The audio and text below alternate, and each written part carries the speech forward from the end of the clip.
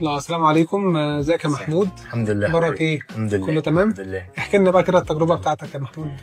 انا كنت 132 ونص، دلوقتي الحمد لله بفضل الله تقريبا داخلين على 6 شهور اهو، بقيت 85 او 86. يعني انا كنت خايف في الاول طبعا، قعدت كتير، قعدت بتاع سنتين واشوف التلفزيون بقى والكلام دوت عن موضوع العمليه والحركه وان انا المفروض اتحرك، بس انا ما كنتش بتحرك كويس.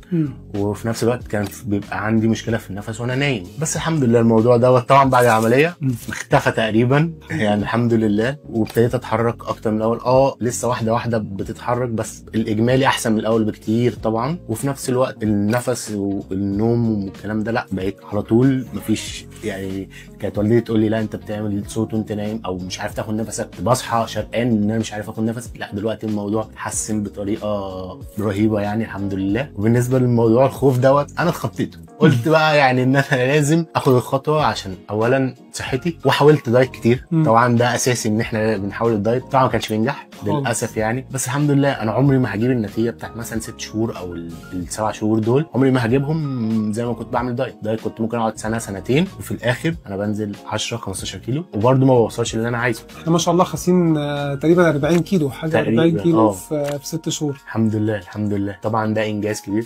طبعا بقى اهم حاجه لو حد شافك طبعا مثلا قرايبك الكلام ده كله يقول لك ايه ده، لا انت خسيت، بيبان طبعا. دي الكلمه دي كفايه ان هي تبين عليك. لا انا بتبسط، انا بضحك، مش عايز اكتر من كده، خلاص انا خاسر الحمد لله. ولو في تعب هيبقى تعب بسيط جدا جدا، يومين. انا الحمد لله الحمد لله بفضل الله انا ما تعبتش الحمد لله الحمد لله. وقعدت بس يومين في السرير طبيعي عمليه، بس الحمد لله بعد العمليه النتيجه تستاهل جدا، وفرقت جدا كمان، فرقت ايه جدا. اكتر حاجه يا محمود كانت مضايقاك بسبب الوزن الزايد ده؟ اكتر حاجه، في حاجات كتير وانت ذكرتها، بس اكتر حاجه فعلا يعني تحمد ربنا انها اختفت دلوقتي. المشي، ما كنتش بقدر امشي كتير خالص. دلوقتي الحمد لله والنوم، انا فعلا كنت بقوم حضرتك شرقان، بقوم مش قادر اخد نفسي بسبب موضوع النوم ده. لو نمت على ظهر، نمت على جنب، نمت في اي نوم متقطع ما بتاخدش كفايتك منه، ما باخدش كفايتي، بقوم اكني زي بنهج، مش قادر اقوم. وفعلا لا دلوقتي الموضوع اختفى خالص الحمد لله الحمد لله. ونمت بنام يعني مفيش اي حاجه، تاخد نومك متواصل، مفيش اي مشكله.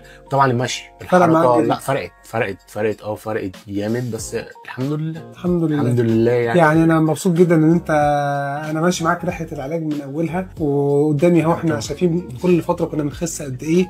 انت من الناس الملتزمه جدا، وخدت الخطوه وجمدت قلبك الحمد لله الحمد لله. النتيجه باينه ومن نجاح لنجاح يا محمود، ومبسوط جدا يعني انا اللي مبسوط، وحضرتك يعني قيمه بجد.